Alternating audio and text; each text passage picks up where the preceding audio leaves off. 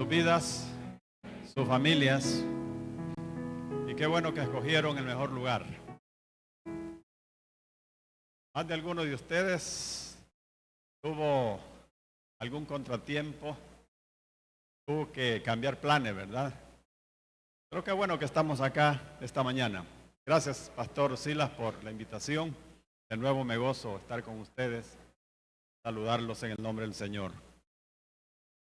Estamos hablando acerca de la familia en este mes y vamos entonces a hablar sobre el tema matrimonios fuertes son una esperanza para la sociedad. Matrimonios fuertes son una esperanza para la sociedad. Me contaron la experiencia o la historia de unos ancianos, una pareja de ancianos. Estaban acostados y a la medianoche el anciano despertó y dijo: ¡Feliz año nuevo! ¡Feliz año nuevo! La esposa despertó y lo oyó. Y le dijo: pero si es el mes de mayo, le dice, no es diciembre. Se puso la placa al anciano y le dijo: ¡feliz ya me muero! ¡Feliz ya me muero! No le había entendido. El doctor Dobson dijo que las investigaciones demuestran en forma consecuente que a los adultos heterosexuales casados les va mejor en prácticamente cada aspecto relacionado con la salud emocional y física que a las personas divorciadas o a las que nunca se casaron. Viven vidas largas y más felices, se recuperan de las enfermedades más rápidamente, ganan y ahorran más dinero, son trabajadores más confiables, sufren menos tensiones y están menos propensos a ser víctimas de algún tipo de violencia. Tiene sentido lo que dice el doctor Dobson. Esas son investigaciones y que se comprueba en la vida de los matrimonios que son estables. Ahora, ¿cómo está la familia hoy? La familia enfrenta en la actualidad una fuerte presión social y moral, como nunca. Como iglesia tenemos una enorme responsabilidad de enderezar el barco, porque de lo contrario se nos hunde en el mar. Y hay que comenzar, hermanos, con mejorar nuestros matrimonios, sobre todo preparando mejor a los jóvenes, a las señoritas que están proyectando casarse. Es decir, tenemos que darles una mejor orientación para que no cometan los errores que muchos de nosotros como padres quizás hemos cometido. Sobre todo ahora que tenemos o enfrentamos nuevas corrientes acerca del matrimonio. ¿Cuáles son los problemas más comunes que enfrentan los matrimonios hoy en día? Vamos a señalar algunos de ellos. En primer lugar, el manejo de las finanzas o la tacañería. Este ha sido un problema para muchos matrimonios. Les cuesta ponerse de acuerdo. ¿Quién paga qué? ¿Quién se hace cargo del pago del alquiler de la casa, la educación de los hijos? ¿Quién va a aportar para el súper, comprar el alimento del mes? Es decir, A veces es la esposa la que administra mejor los recursos. En otros casos es el hombre. Hay uno que es más, como dicen popularmente, más botarata, ¿verdad? Y aunque los ingresos pueden ser limitados, lo que se necesita es ponerse de acuerdo para invertir en lo prioritario, en las necesidades básicas. Por eso es que el apóstol Pablo, en 1 de Timoteo, capítulo 5, versículo 8, dijo: porque si alguno no provee para los suyos, y mayormente para los de su casa, ha negado la fe, y es peor que un incrédulo.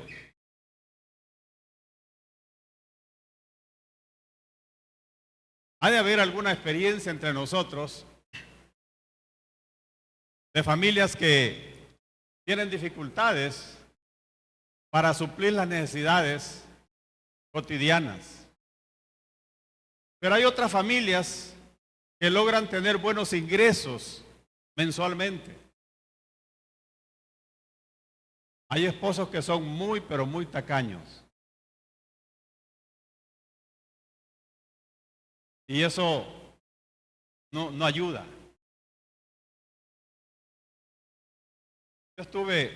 Cuando yo estuve por 2 meses en Israel,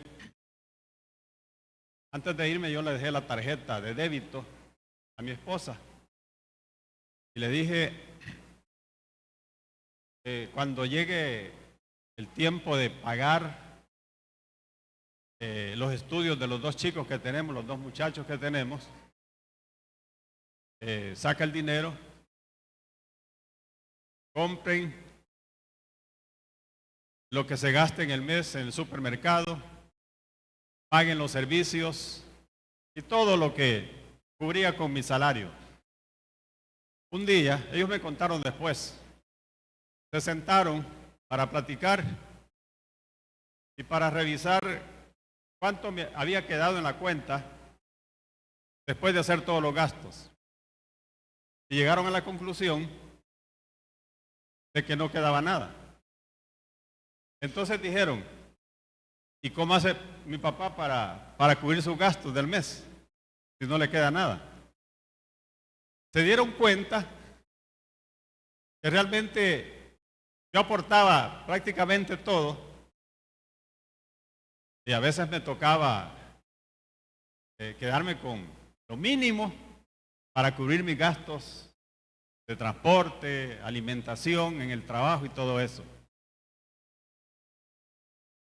Pero es importante enseñarles a los hijos cómo administrar los recursos. El segundo problema que enfrentan las familias ahora es el maltrato familiar. Desafortunadamente, y con vergüenza lo tenemos que decir, pero este es un país en donde se da mucho el maltrato intrafamiliar, en donde sufren mucho, especialmente las mujeres, porque hay hombres que sufren también de maltrato, no solo las mujeres. Pero el índice es más alto de mujeres que padecen de todo tipo de abusos por parte de su pareja, y eso es lamentable. Pero lo más lamentable es que el maltrato intrafamiliar no solo se da en el ambiente no cristiano, sino también dentro de nuestras iglesias. Yo he conocido muchos casos, familias o esposas que me han buscado para compartirme las situaciones que viven en sus hogares. Y a veces el hombre no quiere reconocer que la forma en que está tratando a su esposa no es la adecuada. Por eso el apóstol Pedro dijo que a la esposa, que a la mujer hay que tratarla como a vaso más frágil. Hermanos, revisemos la forma en que nos estamos relacionando, la forma en que estamos tratando a nuestra esposa o a nuestro esposo e incluso a nuestros hijos, el trato que les damos a ellos. Debe ser un trato que esté alineado con lo que nos enseña la palabra del Señor. Un trato amoroso. Se dice que el matrimonio más corto de la historia fue uno que se dio en el año 1919 en Kuwait. Se separaron a tan solo 3 minutos de dar el sí te quiero. Si bien se trata de un caso insólito, todo se dio cuando la novia se tropezó en el altar y cayó al suelo. El novio, en vez de levantarla, se burló de ella y la trató de estúpida. Sin perder tiempo, la mujer le solicitó al juez que disolviera el matrimonio. Duró nada más 3 minutos. Pero esa era una mujer empoderada.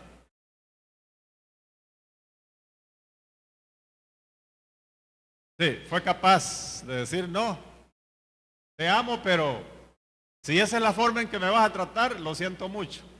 Lo dejó plantado ahí. En tercer lugar, el tercer problema es la negligencia. Y esta puede ser física y mental. Y se puede reflejar en el atenimiento, en la pereza, el descuido, en la higiene personal, en su imagen y en el cumplimiento de sus responsabilidades.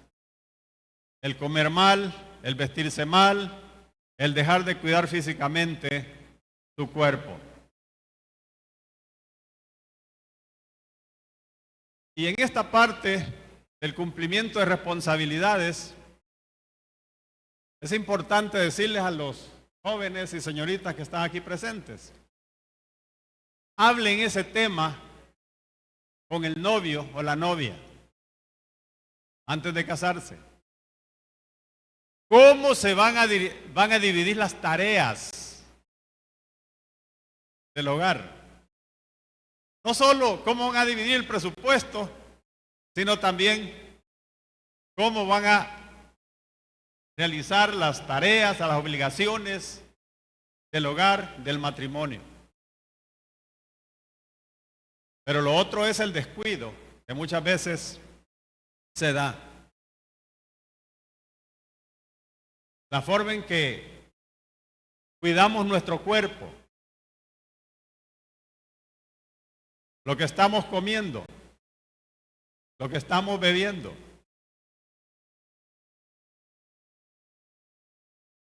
Yo tengo años que nos quitamos la costumbre de comprar sodas. Ya no llevamos gaseosas a nuestra casa. De vez en cuando nos tomamos una, pero ya no es parte, digamos, de las compras que hacemos, ¿verdad?, para la casa. No. Y preferimos mucho más las carnes blancas que las carnes rojas. De vez en cuando hay que comer carnes rojas. Sobre todo cuando venimos a celebrar aquí el fin de año, hermano. Sí.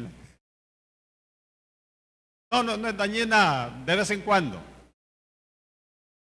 Pero, hermanos, lo que Pablo dice es que este cuerpo es templo y morada del Espíritu Santo. Por lo tanto, debemos de cuidarlo porque es del Señor. Cuarto lugar, el otro problema, y mucho más frecuente, más grave, es el de la infidelidad.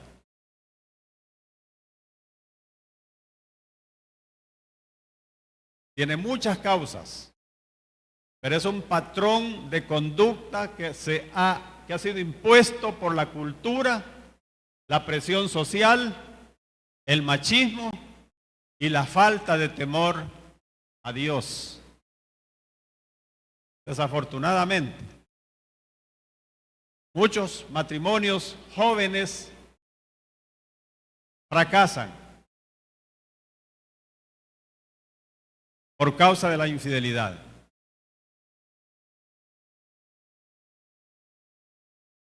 No sé si les he contado la experiencia que he vivido con algunas parejas. Recuerdo unas 4 parejas jóvenes que traté en el mismo año. Las 4 parejas se declaraban cristianas. Las 4 parejas tenían hijos o tienen hijos. En las 4 parejas fue el hombre el que fue infiel. Las 4 mujeres estaban dispuestas a perdonar a sus esposos. Y solo 2 de ellas, de las 4, solo 2 hombres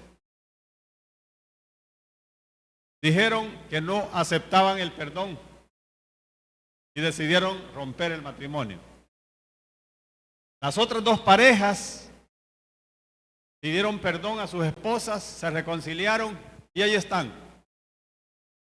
Están felices. Pero es un problema social y es un problema también de nuestras iglesias. El problema de la infidelidad. Por eso es que Pablo le aconsejó a la iglesia de Corinto que no se negaran el uno al otro. Porque allí está el peligro de caer en las tentaciones de Satanás. En quinto lugar, o el quinto problema, está la rutina. ¿Qué es la rutina? Una costumbre o un hábito que se adquiere al repetir una misma tarea o actividad muchas veces. La rutina implica una práctica que con el tiempo se desarrolla casi de manera automática y ya no hay creatividad, ni planes e ideas nuevas. Se dice que hubo una asamblea de todos los sentimientos malos. Y el rey de los sentimientos malos, llamado odio,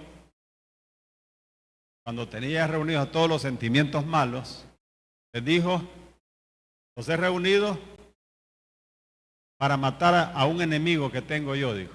Es el enemigo más acérrimo. Y todos se quedaron pensando, ¿quién será? Y dijo el odio, es el amor. Quiero que lo matemos, dijo. ¿Algún voluntario? Dijo. Apareció el primero, los celos. Y comenzó a trabajar, ¿verdad?, en la pareja. Y regresó, dijo, no pude vencer al amor. Otro voluntario, dijo, apareció el mal carácter. Y comenzó a hacer berrinches en el matrimonio, a gritar y a hacer tantas cosas. No lo logró. Y así desfilaron la indiferencia, la malicia, la pereza y una cantidad de malos sentimientos. Bueno, dijo el odio, no hay manera de vencer al amor. De repente apareció un personaje así, mero raro, con sombrero, no se le veía la cara. A ver, vos, le dijo, ¿quién sos? No le quiso decir el nombre. ¿Cuál es el problema que tienen? Dijo. Queremos matar al amor, le dijo, y nadie puede. Yo lo voy a hacer, dijo. Y salió, se fue. Al poco tiempo regresó. Vaya, dijo, ya lo maté, dijo. ¿Cómo lo hiciste? Le dijo. Fácil, dijo. ¿Y quién sos vos? Se descubrió. Soy la rutina, dijo. Mire, fue la rutina la que mató el amor. Y muchos hogares ya perdieron el amor porque cayeron en una rutina.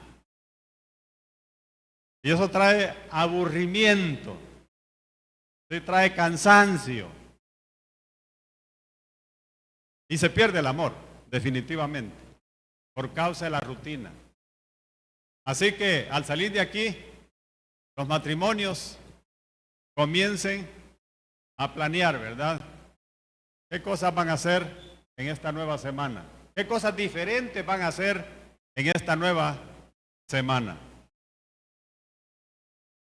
El sexto problema, que antes no lo teníamos hace años atrás, y ahora sí, y sobre todo en las parejas más jóvenes, en la juventud, adicción a las redes sociales. ¿Qué problemas causan? Reducción del tiempo de calidad en la familia. Se afecta la comunicación y se produce una desconexión emocional. Se producen celos por el uso frecuente de las redes sociales. Incluso se producen divorcios por el uso de plataformas como el Facebook. En el año 2019, la revista Cyber Psychology publicó que desde que nació Facebook hasta la fecha, más de 28 millones de divorcios se han registrado alrededor del mundo relacionados al uso de esta red social. Mire qué tremendo. Es un dato espantoso, trágico, pero es cierto.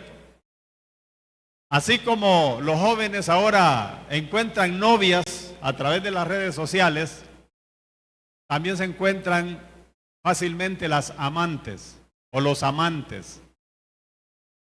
Y es fácil entablar una comunicación y hacer planes y romper una relación legítima, como es el matrimonio.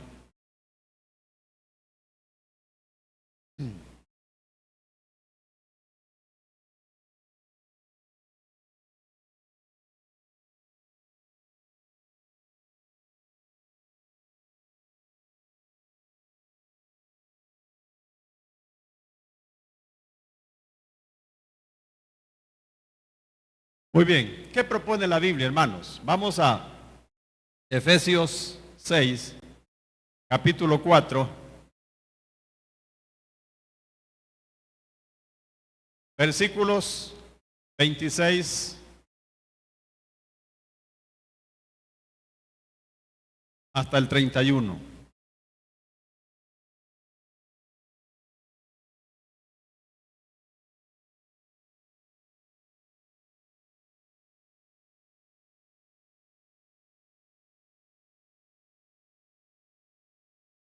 Airaos, pero no pequéis. No se ponga el sol sobre vuestro enojo, ni deis lugar al diablo. El que hurtaba, no hurte más, sino trabaje haciendo con sus manos lo que es bueno, para que tenga que compartir con el que padece necesidad.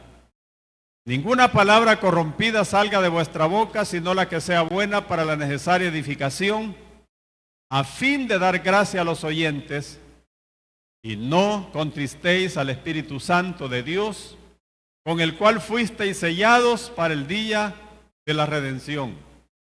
Quítense de vosotros toda amargura, enojo, ira, gritería, maledicencia y toda malicia. ¿Qué es lo que propone aquí el apóstol Pablo para poder edificar matrimonios que sean fuertes y estables? En primer lugar, no permitir que un conflicto dure más de un día. si esa regla nosotros la cumplimos en nuestros matrimonios, vamos a tener matrimonios felices. El problema es que cuando hay una ofensa, un desacuerdo, lo más común es que la persona ofendida, dañada, guarda silencio y ya no habla, y ya no quiere hablar del tema. Y aunque se sienta dañada, prefiere mantenerse así, sin decir nada y sin buscar una solución a ese desacuerdo, a esa ofensa que se dio en esa pareja o en esa relación. Cuando los esposos practican el perdón, le están dando una gran, pero gran lección, una gran enseñanza a sus hijos. Que sus hijos también practiquen el perdón. Luego, como padres, también tenemos que practicar el perdón con nuestros hijos. Cuando les hemos ofendido, es decir, cuando les gritamos alguna vez, para nosotros es algo normal, pero él se siente dañado, se siente ofendido. Y capaz que le dijo, ¿y por qué me gritaste? Habrá que decirle, hijo, perdóname, me exalté, perdóname. Pero es bueno que los padres también practiquemos el perdón con nuestros hijos. Porque no solo ellos quizás nos fallan, sino también nosotros le fallamos a ellos. Tiene sentido lo que dice el apóstol Pablo. No se ponga el sol sobre vuestro enojo. Que no termine el día. Que no nos acostemos molestos el uno con el otro. Que nos acostemos en paz. Y ahí sí tiene sentido el texto, ¿verdad? En paz me acostaré y así mismo dormiré. La segunda recomendación que nos hace el apóstol en el versículo 28, cuando dice, el que hurtaba no hurte más, sino trabaje haciendo con sus manos lo que es bueno para que tenga que compartir con el que padece necesidad. No robarle a nuestro cónyuge ni a nuestros hijos. ¿Habían pensado en eso? A veces nos robamos en el hogar, le robamos a la esposa, o la esposa nos roba a nosotros, o nosotros le robamos a los hijos. No necesariamente estamos hablando de dinero, robar dinero. Hay otros aspectos en la vida que son tan fundamentales para la estabilidad de la familia y que no siempre los estamos cumpliendo. Y en lo que más fallamos, y yo soy el primero en confesarlo, es en robarle el tiempo a nuestra esposa y a nuestros hijos. Los que tienen hijos pequeñitos, tiernos, de pocos meses o años, aprovéchenlos, disfrútenlos. El tiempo se va tan rápido que ellos crecen y uno se queda lamentando. ¿Por qué no hice esto? ¿Por qué no lo llevé a ese lugar? ¿Por qué no le compré esto? Es decir, el tiempo se va y le robamos tiempo, pero lo otro que robamos es amor. Es decir, se lo negamos. Le negamos amor a nuestra pareja, a nuestra esposa, a nuestro esposo. No damos esas muestras de cariño cuando en el tiempo oportuno. Flores, sobre todo en los días especiales, ¿verdad? Abrazos, besos, no solo para la esposa y el esposo, sino para los hijos también. A algunos papás les da pena. Así debe ser, hermano. Mire, mire qué interesante. Las investigaciones ahora lo que dicen es que los primeros años de vida del niño o la niña requieren una mayor dosis de amor, de cariño, de ternura. Y que cada vez que usted abraza a ese niño o niña, le da un beso en la mejilla y le da unas palabras amorosas, se dice que en el cerebro se están dando ciertas conexiones. Mire, el cerebro se estimula con lo que usted está haciendo con ese niño de forma positiva. Cuando ese niño crece, está en mejor capacidad para desarrollarse en la vida. Fíjense. ¿Cuántos fueron malos para la matemática? No me digan que ya supe. Yo no fui tan bueno también. Pero ustedes creen que es culpa mía o de los maestros. No. ¿Saben quiénes se equivocaron? Mis papás. Mi mamá no, mi mamá fue cariñosa. Pero de mi papá no recibí cariño yo. Porque no estaba en casa. No estaba en casa. Esos abrazos, ese cariño de mi papá, me lo debió. Y como no lo recibí, esas conexiones en mi cerebro no se dieron. No se dieron. Y como no se dieron en el tiempo que debía de ocurrir eso en mi cerebro, cuando crecí, eso ya no va a suceder. Mire qué daño le hacemos a los niños. Pero cuánto beneficio le damos cuando abrazamos a la niña. En su cerebrito están ocurriendo cosas extraordinarias que solo Dios es capaz de hacerlas en los niños. En tercer lugar, versículo 29, ninguna palabra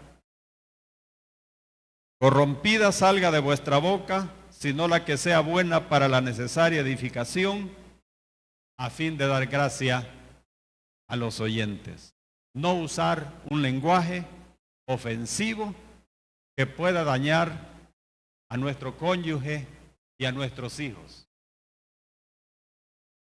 Muchos se convierten ya cuando son papás, ya en la edad adulta, y vienen de un ambiente en donde el lenguaje ha sido bastante corrompido, digamos. Es decir, su lenguaje es florido, ¿verdad? En ese sentido. Cuando vienen al Evangelio, les cuesta cambiar esa forma de hablar. Y a veces en los cultos, en el culto de oración, de repente están dando testimonio y se les sale una palabra, ¿verdad? Incorrecta, digamos. Sí.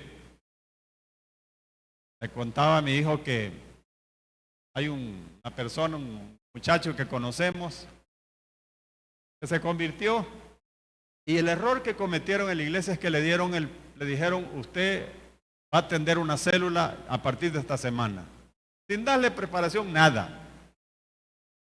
Y él dice que comenzó a querer enseñar la lección de ese día, y de repente se le salía aquellas palabrotas, pero ¿verdad?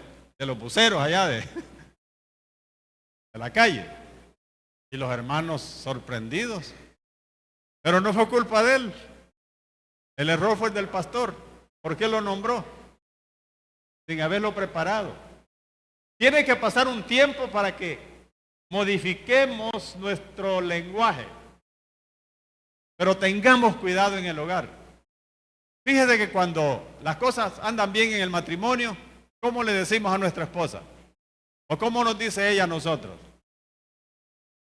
Cariño, amorcito, mi capullo. Y comenzamos, ¿verdad?, a endulzar el oído. Y todo eso está bien, todo eso está bien. El problema es cuando estamos enojados. ¿Cómo le decimos? Vieja, mira gorda. Y comenzamos a subir el tono, ¿verdad? A medida que estamos airados, molestos. Entonces, el apóstol muy sabiamente nos deja esta enseñanza. Ninguna palabra corrompida salga de vuestra boca. Ninguna. Sino solo palabras que sean y ayuden a la sabia edificación del hogar. Un periodista le preguntó a una pareja, ¿cómo se las arreglan para estar juntos 65 años? La esposa contestó, nacimos en un tiempo en que si algo se rompía, se arreglaba, no se tiraba a la basura. ¿Qué tiempos aquellos, verdad? ¿Qué tiempos? Y ahora si algo se rompe, también se rompe el matrimonio, desafortunadamente. En cuarto lugar, la cuarta regla que nos enseña el apóstol es que debemos permitir al Espíritu Santo que controle nuestro carácter. Los versículos 30 y 31 dicen, y no contristéis al Espíritu Santo de Dios, con el cual fuisteis sellados para el día de la redención. Quítese de vosotros toda amargura, enojo, ira, gritería y maledicencia y toda malicia. Dice Santiago, el escritor de la carta a Santiago, que nosotros, los humanos o los hombres, hemos sido capaces de dominar a los caballos con un pequeño freno. Pero también dice que somos capaces de dominar barcos con un pequeño timón. Pero dice, sin embargo, ustedes dice, no son capaces de dominar ese pequeño miembro que tienen en su boca llamado lengua. No lo pueden controlar. Y ahí está, mire. El único que lo puede controlar es el Espíritu Santo. Que nosotros le permitamos que Él nos controle. Él controle nuestra forma de hablar, nuestra forma de pensar, nuestra forma de sentir, nuestra forma de hacer. El Espíritu Santo es el único. Y es una decisión no de la pareja. Puede ser decisión de la pareja, pero es más individual. Yo decido someterme al control del Espíritu Santo. ¿Y cuántos problemas, hermanos, se resolverían? Y se evitarían incluso que el Espíritu Santo me guía y me controla. ¿Ustedes creen, hermanos, que aquellos matrimonios que están en este momento negociando un divorcio, conversando o peleando, a quién le quedan los hijos, cómo dividimos los bienes, ¿ustedes creen que ahí está el Espíritu Santo guiando a esa pareja? De ninguna manera. Porque no es el deseo del Señor.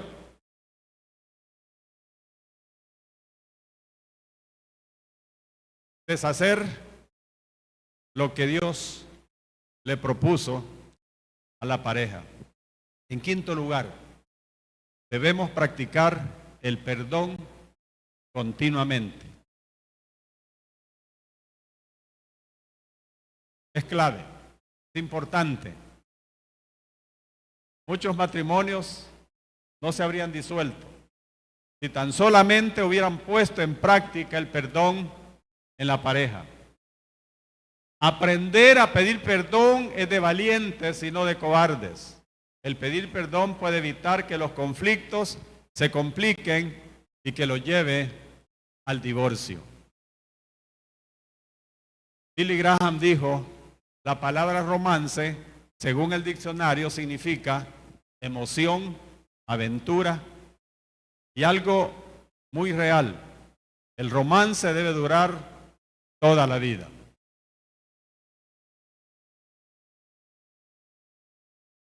El testimonio de una pareja de ancianos fue, la esposa le dijo con voz ya temblorosa, cada día me siento más enamorada de ti.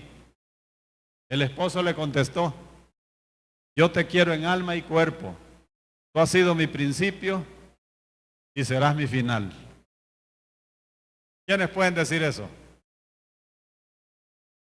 ¿Matrimonios de cuántos años hay aquí?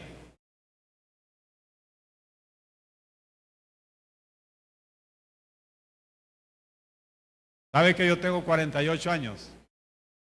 No de vida, de matrimonio. Sí. Con 2 hijos, 3 nietas y un nieto. No estamos planeando divorciarnos. Porque ese no fue el trato que hicimos con Dios y como pareja. Decidimos hasta que la muerte nos separe. Así que, hermanos, ¿cuál es su compromiso esta mañana delante del Señor? Los que tienen un matrimonio, una familia, ¿cuál es su compromiso? ¿Cuál es el compromiso de los jóvenes y las señoritas? Prepárense. Dependan del Señor para que no se equivoquen en la vida. Y elijan a la persona que Dios preparó para ustedes. Y si usted tiene problemas en su matrimonio, necesita apoyo, búsquelo. A veces el problema ya es grande y necesita quizás de la intervención de una tercera persona, alguien que tenga madurez espiritual, el pastor, otro líder, que le puedan ayudar. Pero no permita que el problema se agrave tanto y que el matrimonio y la familia se destruya. El Señor quiere tener aquí en este lugar familias fuertes que sean una esperanza para la sociedad. Padre, te agradecemos esta mañana por este grupo de hermanos y hermanas que se dieron cita para estar en tu casa este día. Que los consejos que nos has dado a través de tu palabra puedan quedar grabados en nuestro corazón, pero que nos muevan, Señor, a hacer cambios o a seguir practicando aquello bueno que ya venimos haciendo. Pero si hay algo en lo que estamos fallando, queremos que tú, Señor, nos des el discernimiento, la voluntad, la humildad también para hacer los cambios. Y si tenemos que pedir perdón, que también lo hagamos, Señor, porque esa es tu voluntad, que vivamos en paz los unos con los otros. Te agradecemos y encomendamos a esta iglesia en tus manos. Encomendamos a su pastor y a los líderes para que le sigas usando y que esta obra no se detenga, sino que pueda seguirse expandiendo para alcanzar a otros para tu reino. Te agradecemos en el santo nombre de Cristo Jesús. Amén. Que Dios les bendiga, hermanos.